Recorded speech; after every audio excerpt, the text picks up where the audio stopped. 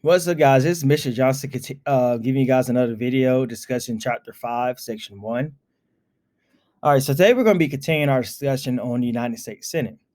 So, the United States Senate is a lot smaller than the House of Representatives, with there only being 2 representatives from each state. Since currently there are only 50 states in the United States, do you have 100 members of the Senate? Okay, so senators serve 6-year terms in Congress. Elections are held in every November, generally every 2 years, where 1/3 of the U.S. Senate will come up for election.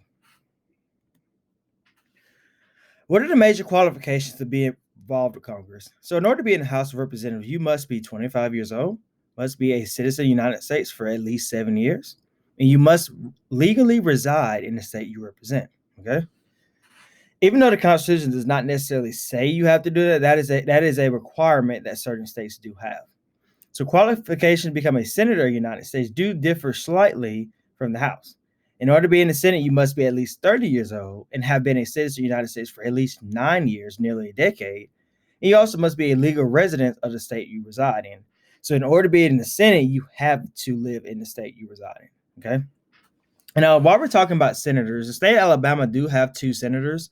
One of those guys is Richard Shelby, who has been in the United States Senate since the mid 80s and is in the process of retiring in 2022. And our newest senator, which is called the junior senator, is former Auburn head football coach Tommy Tuberville, who was elected back in November. Salary, benefits, and rules of conduct.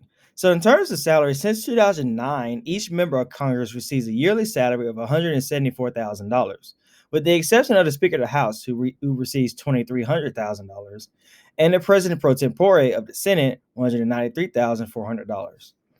So, members of the Congress have offices in the Capitol building and receive an allowance to pay staff members. So, that's why every congressman has a chief of staff. Some of them have press secretaries, as well as other members, as well as interns who are helping them do their jobs. Okay, so members of Congress receive free trips to their home state and an allowance for local district offices. So normally, each member of Congress will have a district office in their hometown. Some have theirs in Montgomery, others that are from Birmingham have theirs. And you can look up your local congressman or congresswoman, and you can see where they reside.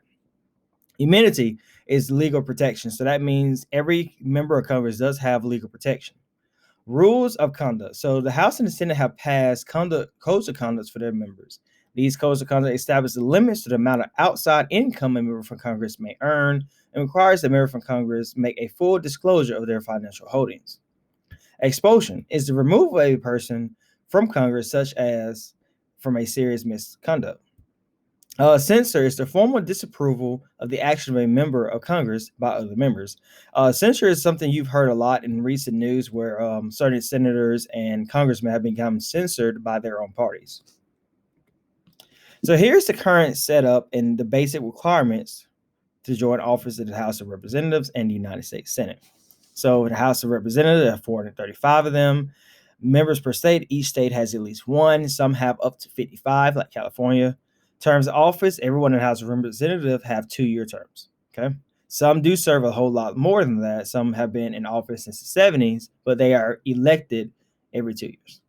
The minimum age is 25. United States Senate, there's 100 of them. Each state has 2.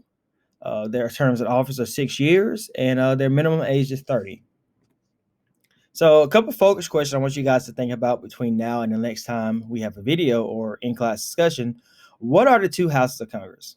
What are the qualifications, salaries, and rules of conduct for members of Congress? So take those questions, think about those guys, and bring them to class tomorrow for us to have a discussion on. That is it for today's video. You guys stay safe out there and go Tigers.